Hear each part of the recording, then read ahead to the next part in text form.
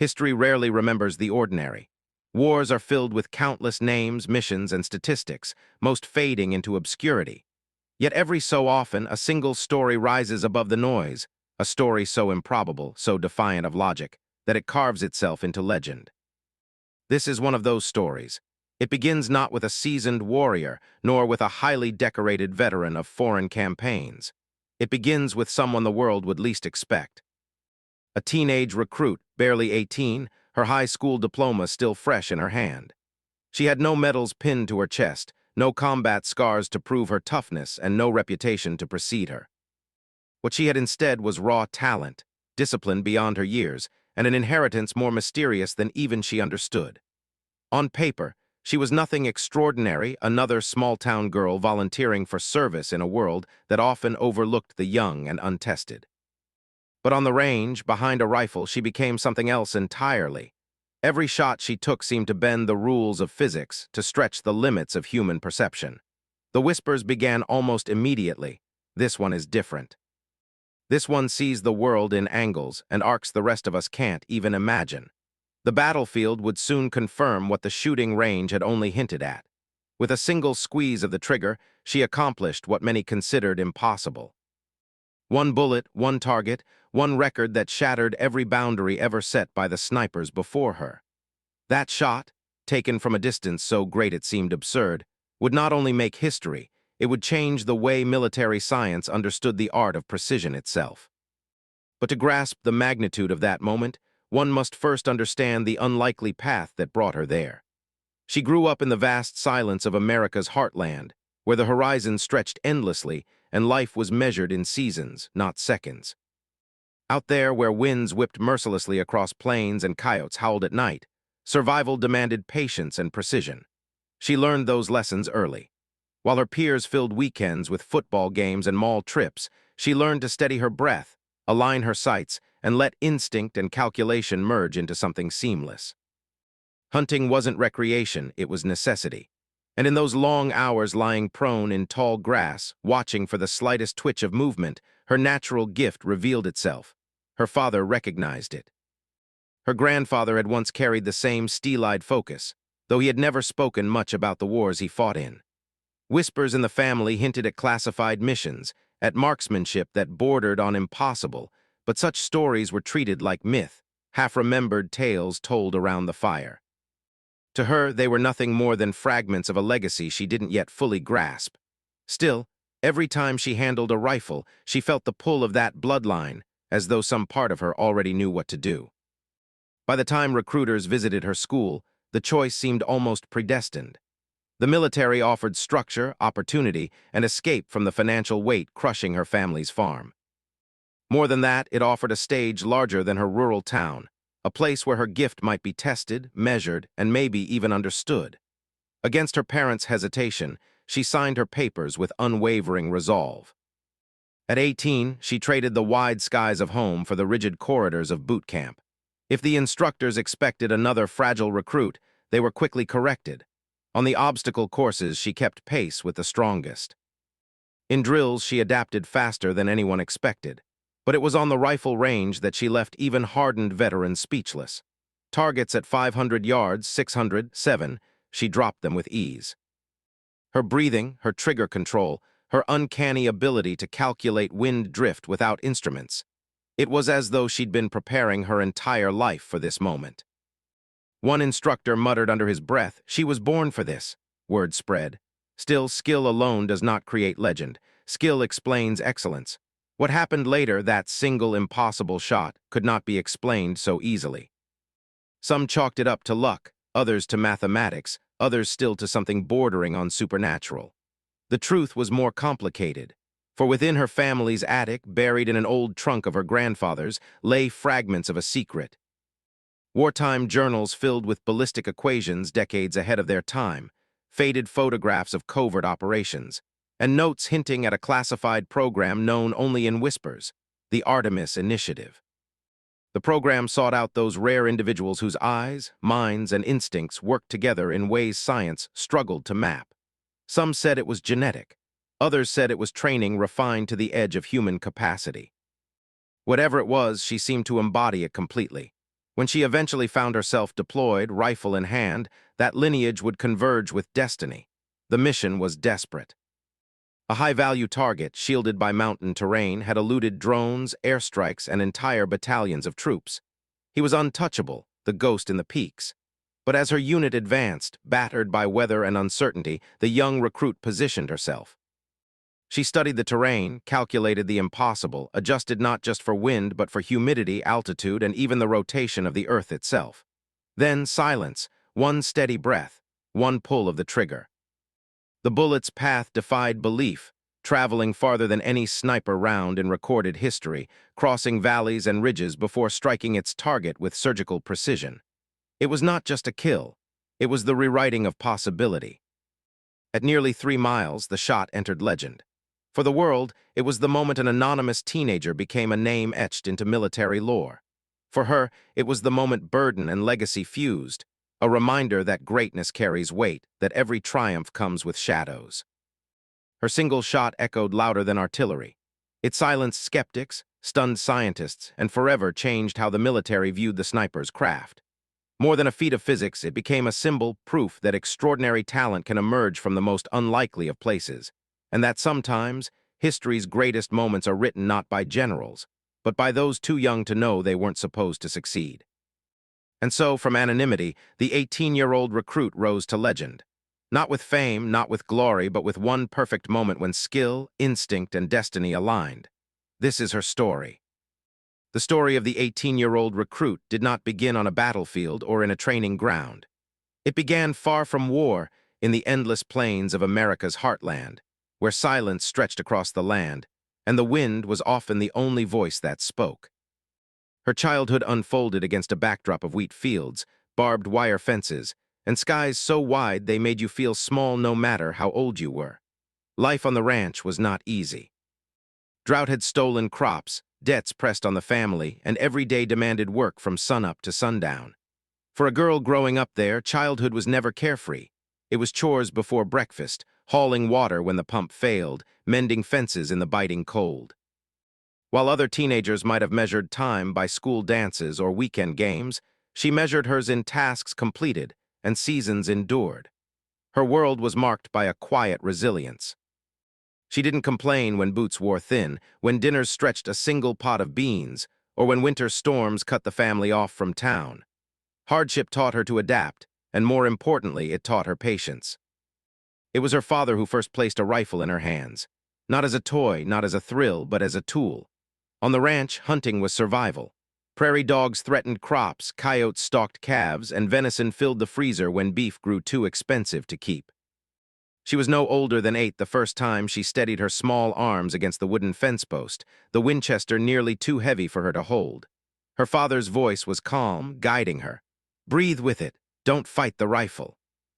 Let it do what it's built to do. That first shot missed, wide and low, but something in her eyes changed.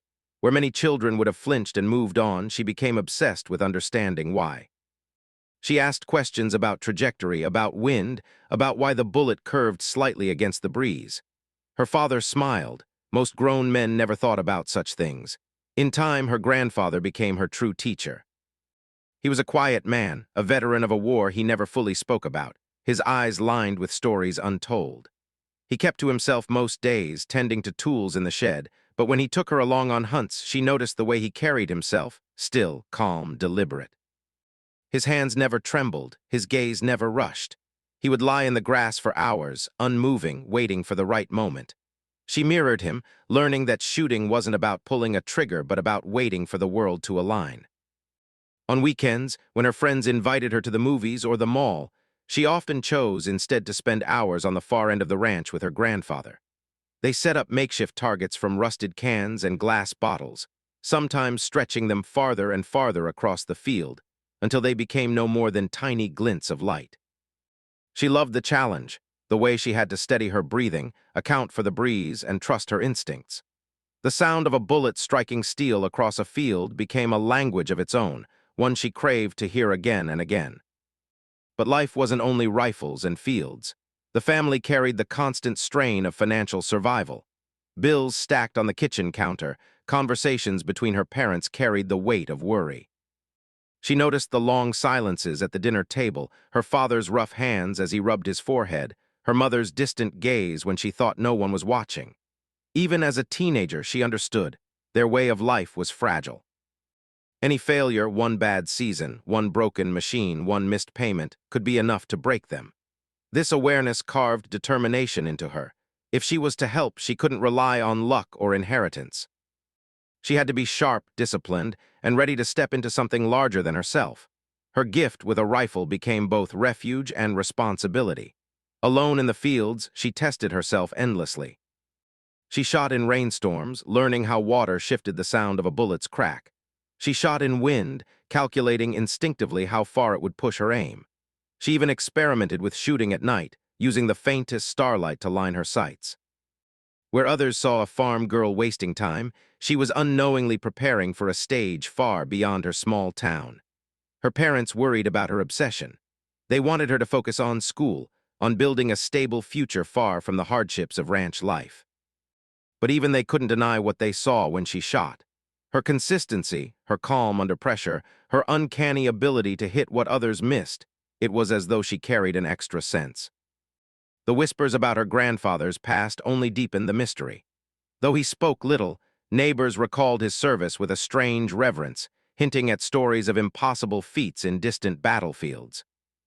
Once, when she stumbled upon an old trunk in the attic, she found medals tucked beside notebooks filled with numbers, diagrams, and strange notations about wind vectors and ranges.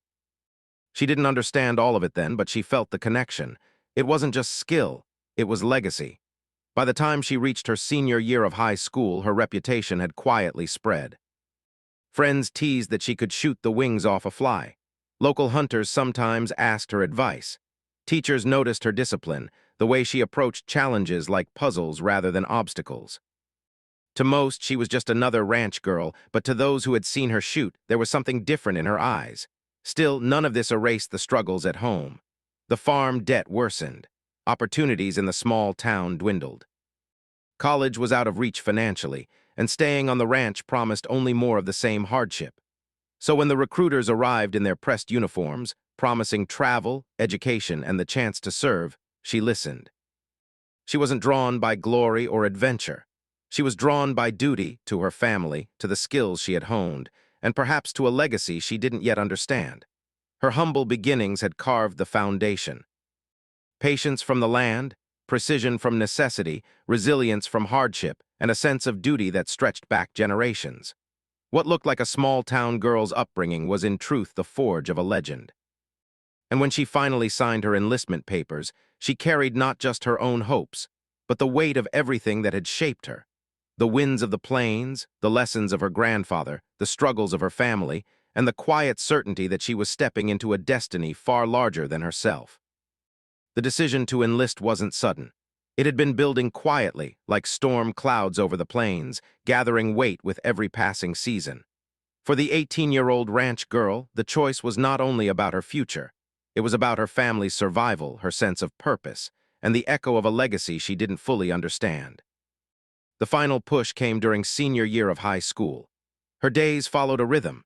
Classes she found easy but uninspiring, long hours helping her father mend equipment, and late evenings with her rifle, testing her limits in the fields. She could feel the walls of her town closing in. Few opportunities existed for someone like her. The brightest students left for universities in cities hundreds of miles away, their paths paid for by scholarships or wealth. For her family, neither was an option. College brochures collected dust on the counter, symbols of dreams out of reach. That spring, recruiters rolled into town in crisp uniforms, their polished shoes and sharp words a striking contrast to the mud-stained boots of the ranchers and laborers who filled the school gym. They spoke with rehearsed confidence about discipline, travel, education benefits, and honor. For many students, it was background noise, but for her, it was a lifeline. She sat straighter as they described the marksmanship programs, the chance to test oneself against standards measured not by a teacher's grade, but by precision under pressure. Her mind immediately went to the fields back home, the targets she had stretched farther and farther into the horizon.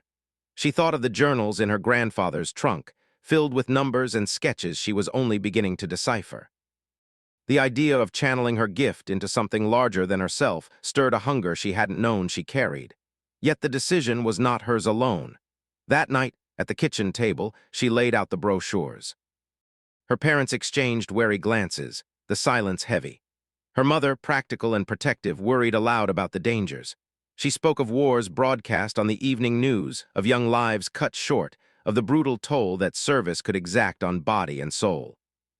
Her father's face was harder to read. He understood duty, but he also carried the scars of a man who had seen others broken by it. He rubbed his jaw, looking at his daughter across the table, the same daughter who had worked beside him through storms, who had carried more responsibility than her years should allow, who never once complained when others would have buckled. He saw both her strength and her fragility, and the thought of sending her into war twisted something deep inside him. But she spoke with quiet conviction. She explained how she could use her skills, how she could earn a future for herself, and perhaps send money home to ease the burden on the ranch. She admitted her restlessness, her desire to prove herself beyond the boundaries of their small town. And when her parents still hesitated, she told them something that silenced the room. "If I stay here, I'll always wonder what I could have done. If I go, at least I'll know." Her mother looked away, her father exhaled slowly, and the matter was left to sit heavy in the air. In the weeks that followed, the conversation resurfaced again and again, sometimes in hushed arguments between her parents, sometimes in quiet moments alone with her grandfather. He said little, but when she asked him if he regretted his own service, he finally replied with a truth that stayed with her. "Regret comes not from the paths we take, but from the ones we were too afraid to walk." The day she signed her enlistment papers, the air felt electric. The recruiter's pen was smooth and final in her hand. Her name on the dotted line transformed her from a ranch girl into a future soldier. She felt the weight of it instantly, not dread, but resolve. She knew that this choice would define her, perhaps even consume her, but she accepted it with clear eyes. Graduation came and went with little ceremony. While classmates celebrated college acceptances or summer jobs, she prepared for something far greater. She trained harder in those final weeks before shipping out, running the back roads until her lungs burned, carrying weighted packs to simulate gear, and spending every spare moment behind her rifle. She wanted no weakness, no hesitation when the time came to prove herself. Her parents drove her to the bus station the morning she left. The ride was quiet, filled with unspoken fears and unvoiced pride. Her mother squeezed her hand tightly, unwilling to let go. Her father's goodbye was firm but brief, his eyes shining in a way she had never seen before.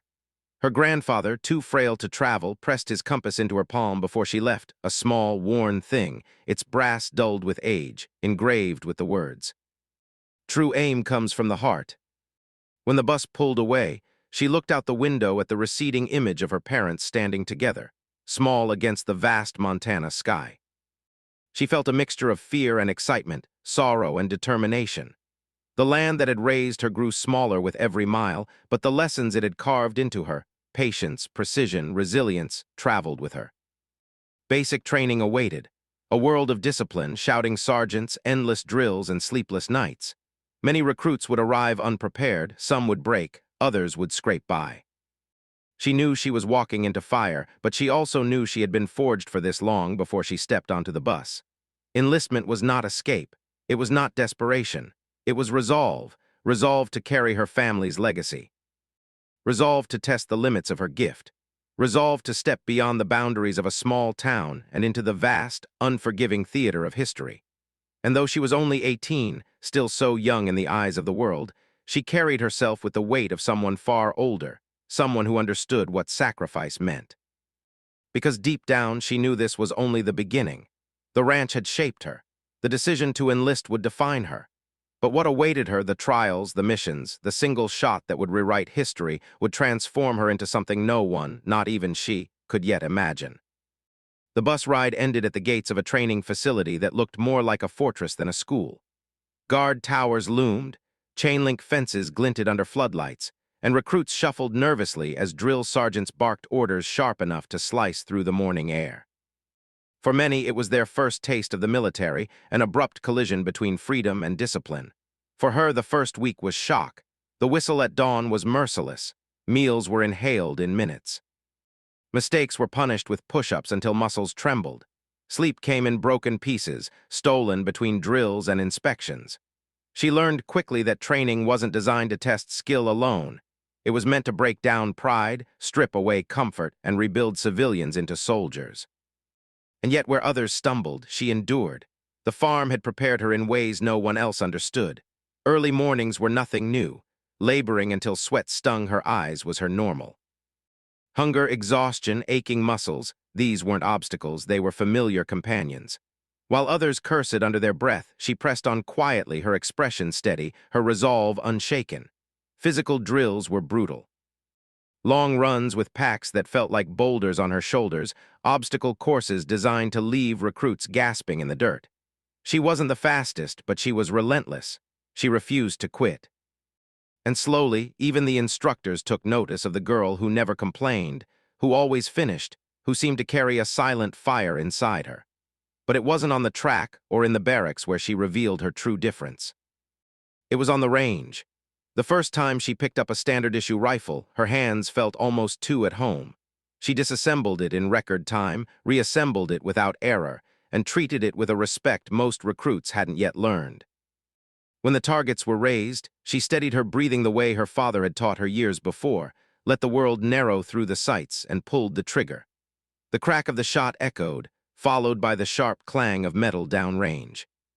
She fired again and again, each round struck true. The instructors raised their brows. Recruits weren't supposed to shoot like this, not yet, not without weeks of practice. But she did. At 100 yards, perfect. At 300 yards, flawless. At 500 yards, where most began to falter, she remained consistent.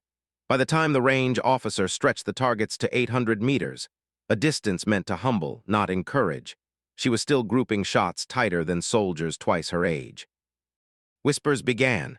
The range sergeant, a grizzled veteran who had seen more hopeful marksmen than he could count, leaned toward another instructor and muttered, "She's different. Watch her." Word spread among the recruits, too. At first, some mocked her, the small-town girl, quiet, unassuming. But after watching her precision, the laughter turned into respect, and for some, envy. Still, it wasn't just her accuracy that set her apart. It was her instincts. She could sense the shift of the wind before others even noticed. She adjusted her aim without conscious calculation, as if some invisible equation had already resolved itself in her mind. She accounted for heat, humidity, even the faint shimmer of air rising from the ground. What instructors taught others through charts and lectures, she seemed to know innately, and when asked how she did it, she struggled to explain. It wasn't something she thought through step by step. It was something she felt. This gift did not go unnoticed. Higher-ranking officers observed her sessions. Notes were taken, files updated, quiet conversations held. Her results weren't just exceptional, they were unprecedented. Yet talent alone didn't shield her from doubt. Late at night, lying in the barracks, she wrestled with questions that had no easy answers. She had come to serve, to help her family, to step into a future beyond the ranch. But now, as whispers of her skill grew louder, she began to realize the weight of what she was becoming. A rifle was not a tool of sport or survival anymore, it was a weapon of war. And every bullet she placed with surgical precision carried the potential to end a life. She confided in no one, but the unease lingered. It wasn't fear of failure that kept her awake. It was fear of success, of being called to do what only she could do. One evening, during a late-range exercise, an instructor lingered behind after dismissing the others. He approached her quietly, his voice low, almost conspiratorial. "You ever wonder why you're so good at this?" he asked. She hesitated, then nodded. He studied her for a long moment, then added, "Some people train their whole lives to see what you see naturally. Don't take it lightly, the military won't." Those words lodged deep in her mind. In the following weeks, she was selected for specialized assessments, advanced marksmanship tests reserved for those showing unusual potential. The drills pushed her to extremes, moving targets at irregular distances, long-range precision under simulated battlefield stress, timed shots after exhausting physical runs. Each time she delivered. One test required her to engage a target over 1,200 meters away, compensating for wind gusts and fading light. Most recruits couldn't even find the target through their scopes. She took her time, adjusted by instinct, and fired. The steel plate rang. Silence followed, then the slow, disbelieving nod of the evaluators. From that moment, her trajectory shifted. While her fellow recruits celebrated surviving training week to week, she found herself under new scrutiny. Officers she didn't know observed her. Files thicker than anyone else's name stacked in offices she couldn't access. She began to sense that her future was being quietly shaped for her, that her gift was not merely admired but claimed. And yet, through it all, she remained grounded. Letters from home reminded her why she had enlisted, her parents' struggles, her family's hope. She carried her grandfather's compass in her pocket, fingering the engraved words when doubt crept in. True aim comes from the heart. By the time she graduated from basic training, she wasn't just another recruit. She was a name already circulating in circles above her pay grade, a soldier whose future was being carefully, deliberately curated. The training grounds had done what they were designed to do: break down, rebuild, and reveal. But in her case, they had revealed not just a soldier, they had revealed the beginnings of a legend. And though she didn't yet know it, her path was leading toward the mountains of a distant war zone, where a single shot would forever change her life, and the history of sniping itself. It was during a short leave, just after completing her initial training, that the threads of her past began to pull together. She had returned home for the first time since enlisting, her uniform still crisp, her movements sharper than before. To her family, she seemed older, heavier with purpose. Yet beneath the surface, she still carried questions that training couldn't answer about who she was, and why the rifle felt like an extension of herself in ways no manual could explain. The discovery began in the attic. One restless night, she wandered upstairs in search of an old jacket. The attic smelled of dust and cedar, its corners filled with forgotten relics of ranch life. Broken saddles, weathered trunks, stacks of yellowed newspapers. She pushed aside a pile of boxes and uncovered a large, military-issue footlocker. Its paint had faded, its surface scratched, but the stenciled letters were still visible. J. Goldberg, her grandfather's name. Curiosity tugged at her. She had always known he was a veteran, though he spoke little of it. He would watch the news with an unreadable expression, sometimes muttering under his breath, sometimes leaving the room altogether. War to him had been less a story and more a shadow. She knelt beside the trunk and pried it open. Inside was a world she hadn't expected. Bundles of documents tied in string, medals tucked into a velvet pouch. Photographs of men in uniforms standing in front of aircraft she couldn't identify. And beneath it all, a stack of leather-bound notebooks filled with cramped handwriting and sketches. She pulled one into her lap and opened it. What she saw made her pulse quicken. Pages of equations, not ordinary math, but ballistic formulas accounting for wind vectors, humidity, air density, even the rotation of the Earth. Diagrams of rifles, scopes, and trajectories drawn with surgical precision. Margins filled with notes like 0.6 MOA correction at 1,500 IDS and simulate crosswind drift, add variable X. It was the same language she had begun to understand intuitively on the range. The same calculations she had never been formally taught but somehow felt in her bones. Her grandfather had been more than a soldier. He had been something else entirely. Deeper into the trunk, she found a faded folder marked Project Artemis. Inside were declassified fragments, stamped with redacted lines and cryptic references. Phase I, cognitive visual processing. Candidate markers identified, 2% anomaly. Hereditary correlation suggested. Her breath caught. Could it be? The more she read, the clearer the picture became. During World War II, as nations raced to develop weapons, there had also been quiet efforts to identify and refine the people capable of using those weapons with inhuman precision. The Artemis Initiative was one of them, a clandestine program designed to find individuals with rare neurological traits, extraordinary eyesight, accelerated pattern recognition, heightened spatial awareness. People who could calculate trajectories faster than instruments, who could make the impossible shot not by luck but by instinct. Her grandfather had been one of those individuals, and the implication was undeniable. She had inherited it. The revelation sent her mind racing back to every moment on the range, every inexplicable adjustment she had made, every time she just knew where the bullet would land. It wasn't coincidence. It wasn't only practice. It was something encoded in her bloodline, something passed from one generation to the next. But this discovery was more than pride, it was burden. because alongside the technical notes were darker entries. Journal passages where her grandfather confessed the toll of his gift. A shot is never just a shot. Each one carries a weight no metal can balance. Another read. They called me an asset. I felt more like a weapon. She closed the book, shaken. The gift that made her extraordinary had also haunted him, and now it was hers to carry.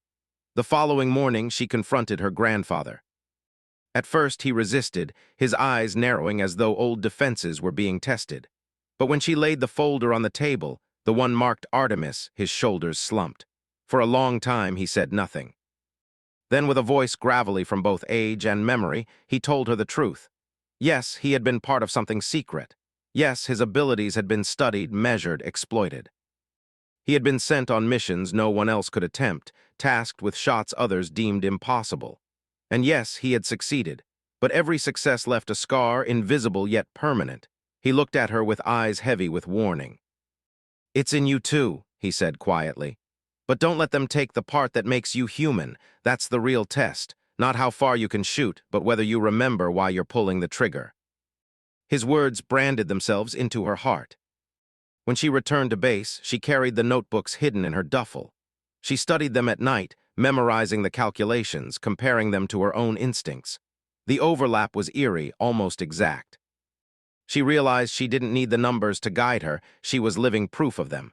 But the notebooks gave her language for what she felt, a bridge between instinct and science. Whispers of her gift grew louder. Higher-ranking officers summoned her for evaluations, testing her against conditions designed to break precision. Moving targets in erratic winds. Firing after sprints meant to exhaust her body.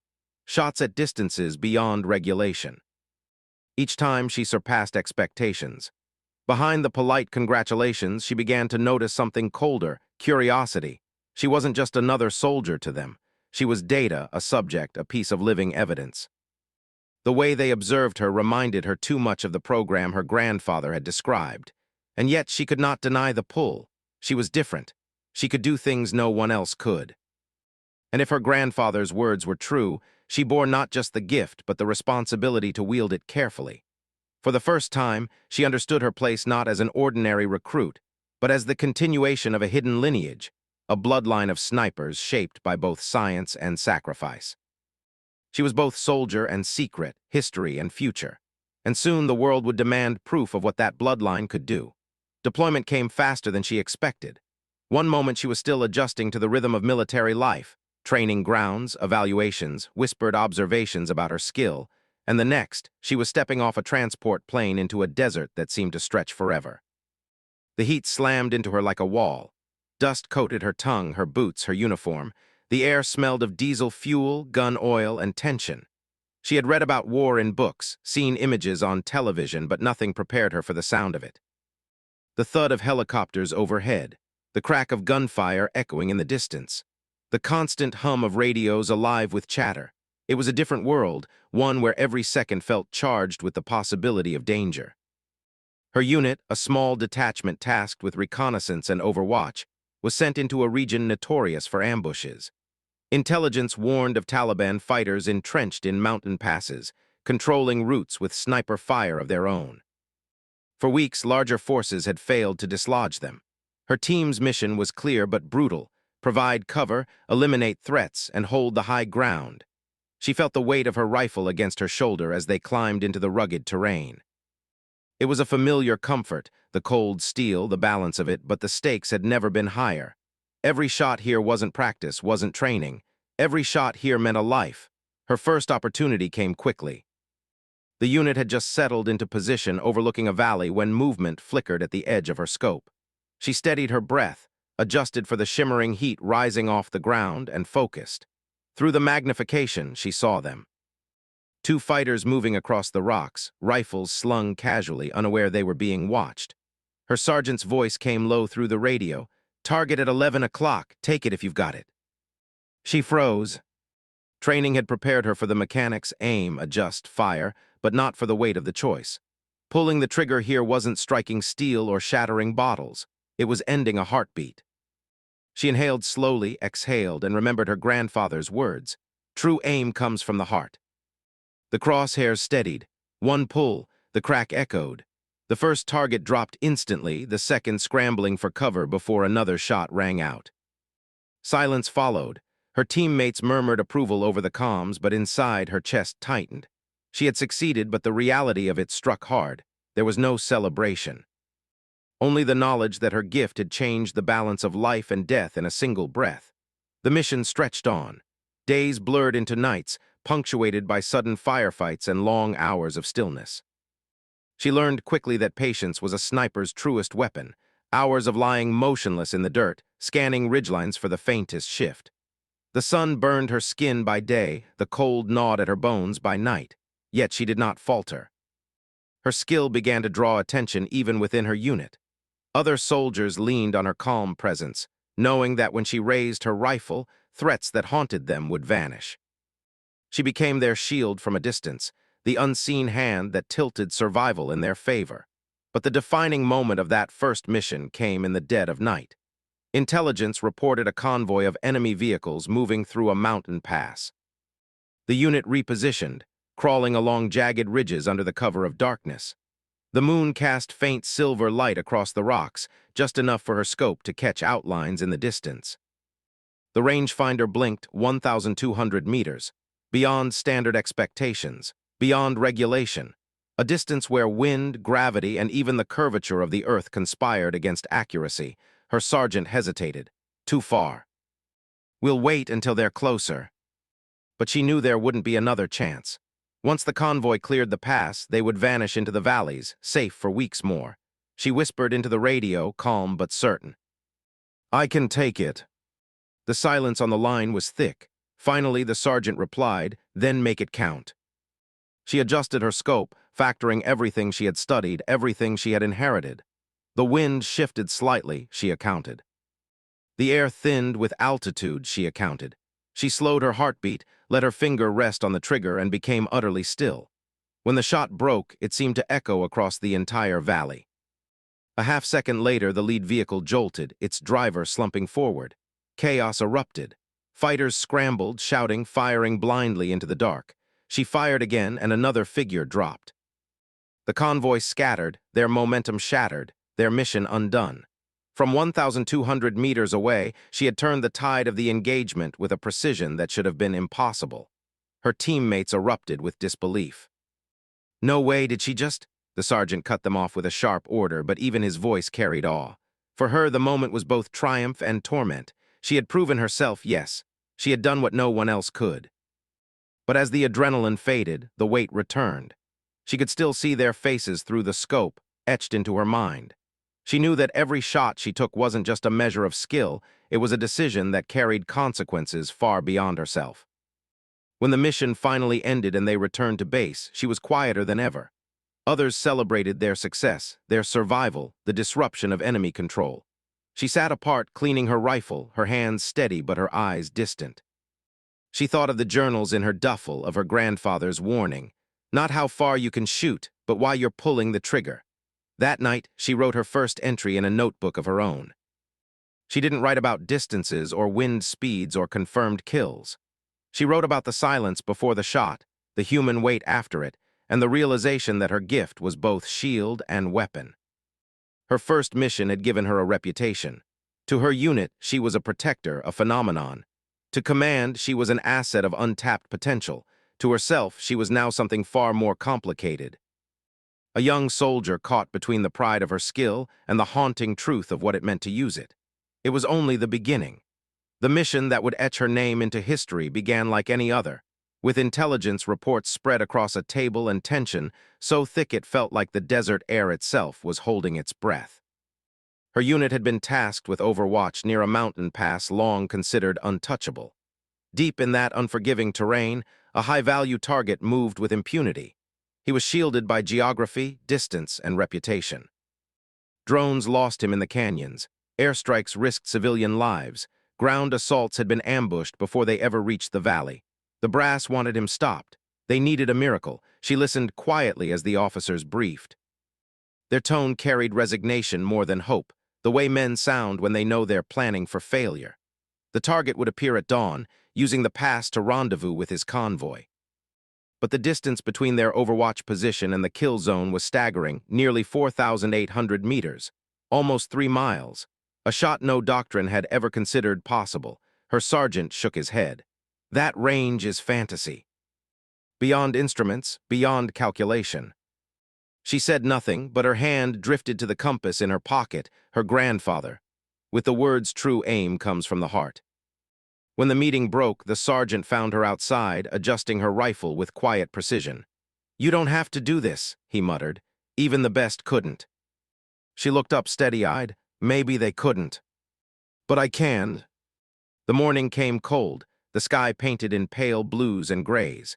The unit settled into position on a ridgeline overlooking the pass. She lay prone, scope pressed to her eye, her body sinking into the earth as though she were part of the landscape itself. Her rifle, heavily modified, customized for long-range accuracy, rested perfectly balanced on its bipod. The valley below seemed impossibly far. Heat shimmered faintly in the early light, distorting the air. The winds were erratic, sweeping through the mountains with invisible hands. Any ordinary sniper would have dismissed it outright, too many variables, too much chaos. But she wasn't ordinary. She began her process. First, she calculated the drop. At nearly 4,800 meters, gravity alone would drag the bullet down like an anchor. She flipped open her grandfather's notebook, running her finger along faded equations. She scribbled adjustments into the dirt with a gloved finger, double-checking the numbers against her instincts. Next, the wind. She held a small strip of cloth in the air, watching its dance. She noted the way dust plumes swirled across the valley floor, the subtle bend of shrubs against invisible currents. Crosswinds at different altitudes, shifting directions, each one another obstacle. Yet in her mind, it all assembled like pieces of a puzzle. Temperature, humidity, barometric pressure, she factored them all. Even the Earth's rotation came into play. At that distance, the Coriolis effect could no longer be ignored. She adjusted her scope, her hands steady, her breathing calm. Finally, she waited. Through her scope, the convoy emerged, dusty trucks crawling through the pass, armed fighters riding on the backs. And there, in the center vehicle, was the target. Unaware that history's crosshairs had settled on him, her sergeant whispered in her ear over the radio, doubt still clinging to his tone. "This is your shot. If you miss, we're exposed." She didn't answer, she couldn't. The world had narrowed to a single heartbeat, a single thread between her rifle and the target. She slowed her breathing until time itself seemed to stretch. Inhale, hold, exhale. Her finger curled around the trigger, the rifle cracked. The recoil jolted her shoulder, the sound swallowed by the valley. For a moment, nothing. The bullet was in flight, carving a path through chaos, defying gravity, slicing across miles of shifting air. She tracked it in her mind, every calculation aligning, every instinct confirmed. Then through her scope, the impossible happened. The target jerked, collapsed. The convoy erupted in confusion, fighters scattering, shouting, firing into the empty ridges. But she didn't hear them. All she heard was the deafening silence that followed the impossible shot. Her sergeant's voice finally broke it. "My God." Around her, the unit stared in stunned disbelief. No one spoke at first, as though words might undo what had just been accomplished. Then the radios crackled with astonishment, headquarters demanding confirmation, disbelief dripping through every reply. It was confirmed.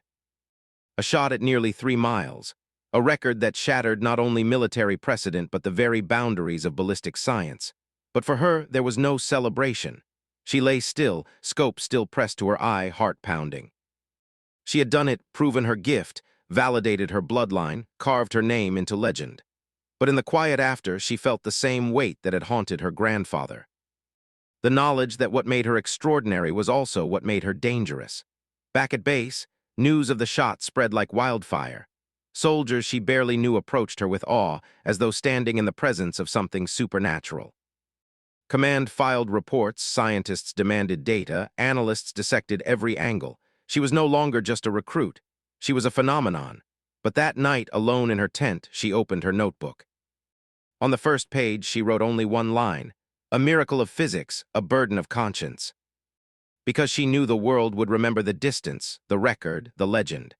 But she would remember the silence before the shot, the stillness after it, and the truth her grandfather had warned her of. That true greatness was not in how far a bullet could fly. It was in remembering why you sent it in the first place. And as she closed her notebook, the compass warm in her palm, she understood something with a clarity sharper than any scope. The world might see her as a weapon, but she would have to fight to remain human. The shot that echoed across the valley did more than take down a target. It opened doors she hadn't even known existed, doors she could never close again. In the weeks that followed, her name disappeared from public reports. Where other soldiers were listed for commendations or circulated in after-action briefings, her record was suddenly redacted. Missions she had been on were stripped of details, her contributions reduced to vague phrases. Supporting fire, unit overwatch. The truth of her 3-mile shot became whispered legend among soldiers in the field, but on paper it barely existed. And then the invitations began. She was summoned to rooms few recruits ever saw, escorted past checkpoints where armed guards checked credentials 3 times. The officers waiting inside weren't the usual chain of command. They wore plain suits, spoke in clipped sentences, and asked questions not about courage or morale, but about numbers. Wind drift, muzzle velocity, mental processing speed. They showed her ballistic data from her legendary shot. According to their calculations, what she had done bordered on the mathematically impossible. Instruments alone could not have accounted for the variables. Computers, maybe, but she had done it with instinct. They pressed her, how? She couldn't explain. She only told them the truth, that she had felt it, that the numbers aligned in her mind like constellations, patterns so natural she couldn't imagine not seeing them. They exchanged glances. She recognized the look, the same curiosity she'd seen in her grandfather's journals, the same cold fascination with people like her. Soon after, the missions changed. Gone were the standard Overwatch assignments, the patrol support, the valley ambushes. Instead, she was flown in blacked-out helicopters, briefed in half-lit rooms, deployed with teams whose names were never shared. Sometimes, she wasn't even told the target's identity. Only that success was critical, and failure was unacceptable. The first of these classified missions took her to the highlands of a neighboring country, where insurgents had fortified a radio tower deep inside hostile territory. Approaching by ground was suicide, and airstrikes risked diplomatic fallout. The only option was a shot from outside the border, across a canyon so wide it seemed absurd. The distance? 2 miles. She lay prone for hours, adjusting, recalculating, waiting for the perfect moment. When the tower's operator climbed into view, she exhaled, squeezed, and watched the round arc across the canyon before striking clean. The tower went silent. The insurgency lost its lifeline. Her team exfiltrated without a trace. Officially, it never happened. Other missions followed, each more impossible than the last. She neutralized targets hiding behind moving convoys, threading shots through inches of open space at ranges measured not in yards but in kilometers. She struck enemies concealed by darkness, calculating muzzle flashes invisible to the naked eye. Once she fired across a frozen lake, using the reflection of her target in the ice to adjust her angle. Each success only tightened the grip of the people watching her, but with every mission, the weight grew heavier. She began to notice the way her handlers spoke of her, not as a person, not even as a soldier. She was the asset, the variable, the proof of concept. They ran her through medical exams more often, attaching sensors to her scalp, measuring her reaction times, scanning her eyes as though they held the answers to a secret code. One doctor, colder than the rest, muttered under his breath during a test, "Artemis is alive again." The name sent a chill through her. She remembered it from her grandfather's journals, the secret program, the search for genetic anomalies. She realized then that she wasn't just continuing her family's legacy, she was its experiment, its ongoing project. The thought sickened her. On the battlefield, she could justify her actions. Every shot meant protecting her unit, ending threats, saving lives. But in these sterile rooms, she felt reduced to numbers on a chart, stripped of humanity. It was the same burden her grandfather had warned her about. The danger of becoming more weapon than human. The missions didn't stop.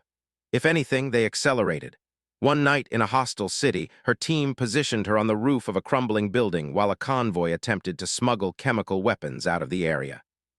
The target vehicle was shielded by others, moving fast, weaving through streets. At nearly 1.5 miles, she tracked it, waiting for a split-second gap. The shot struck true, igniting the payload in a controlled blast that stopped the convoy cold. Her team cheered, command praised her. She only felt the tightening in her chest. For every successful mission, she filled another page in her notebook, not with glory or pride, but with questions. She wrote of the silence that followed each shot, of the faces she couldn't forget, of the way she feared losing herself. Yet one thing anchored her, the compass in her pocket.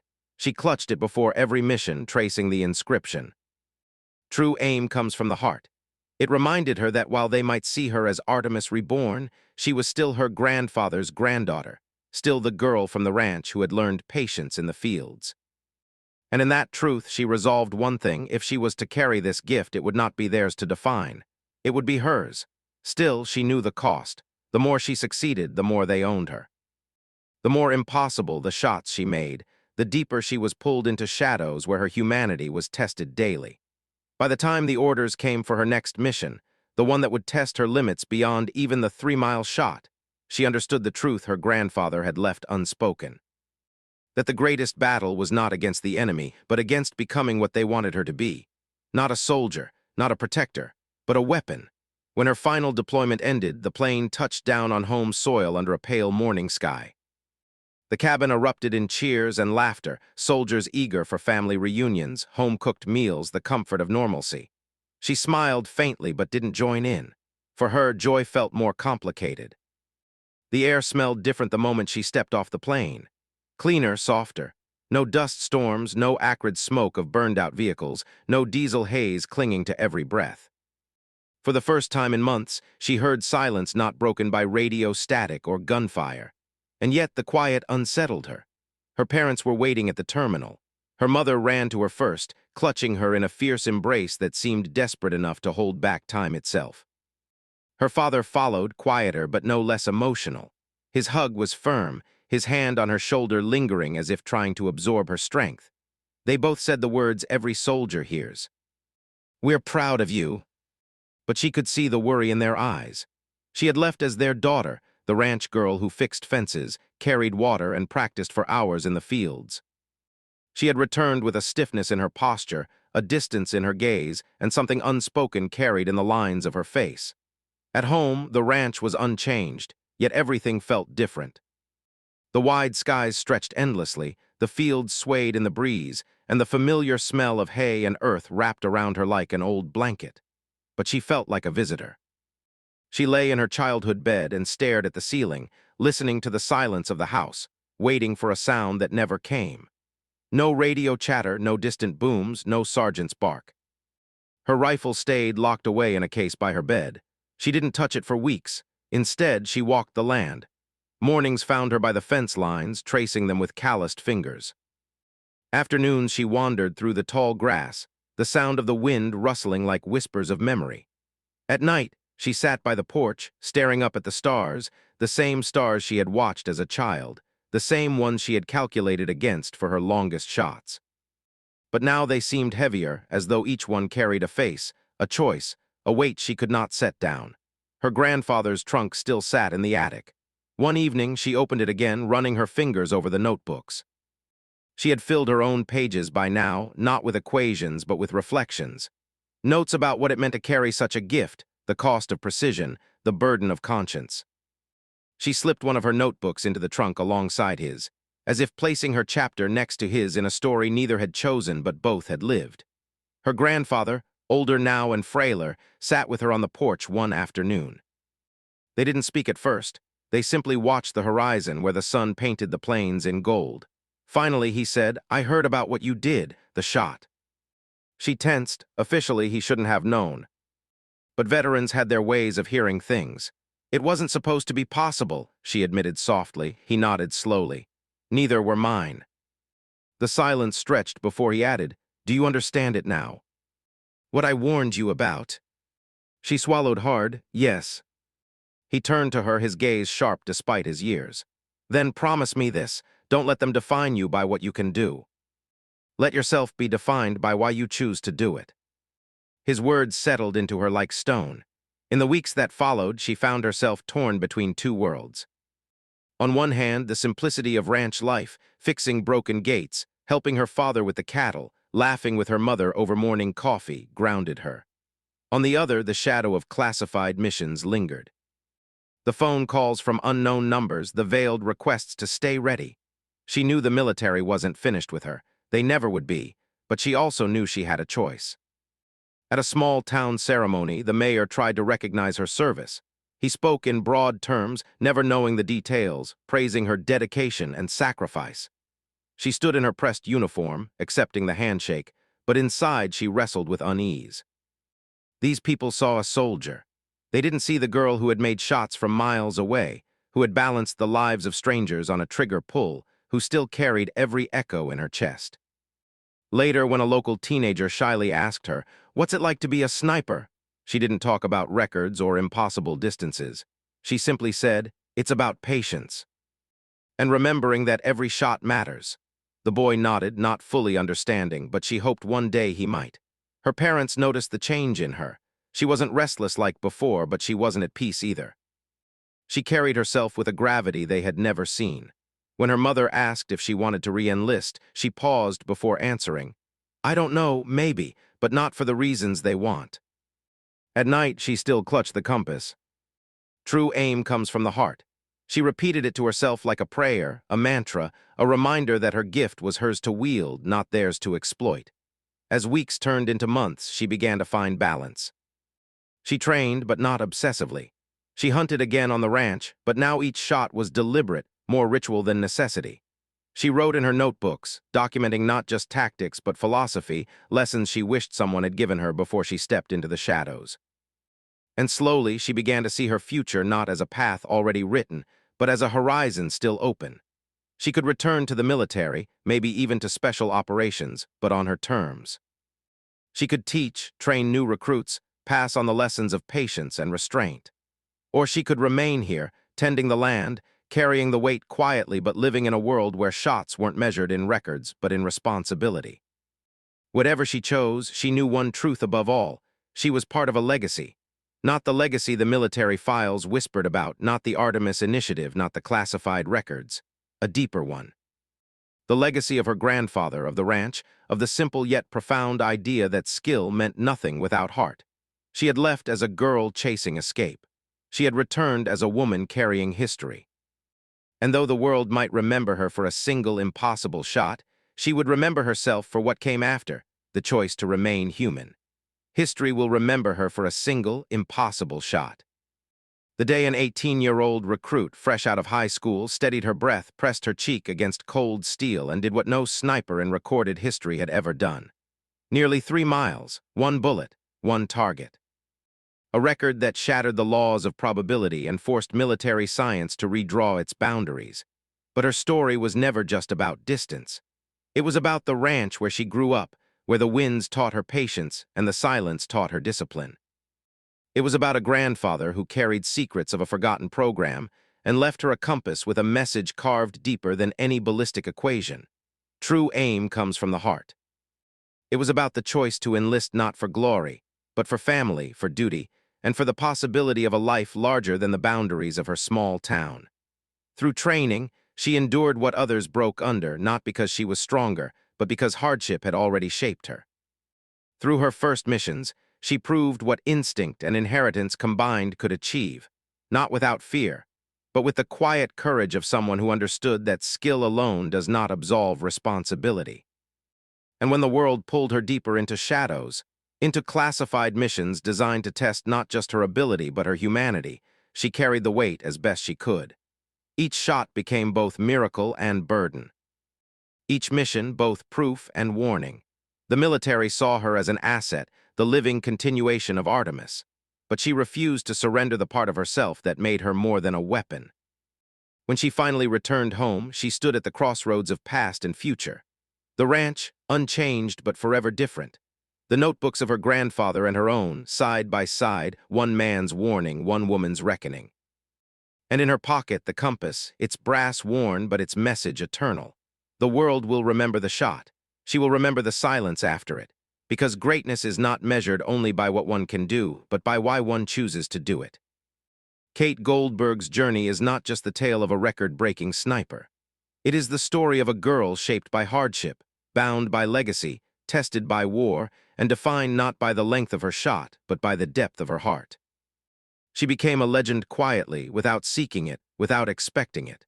And like the wind across the plains she grew up on, her impact will be felt long after the sound of her rifle fades. For in the end, her greatest lesson is not about distance or precision or records. It is about responsibility, about restraint, about remembering that even the most extraordinary gift must be guided by empathy. True aim comes from the heart, and that truth will outlast every bullet, every mission, every shadow, because it is not the distance of the shot that matters most, but the humanity of the one who takes it.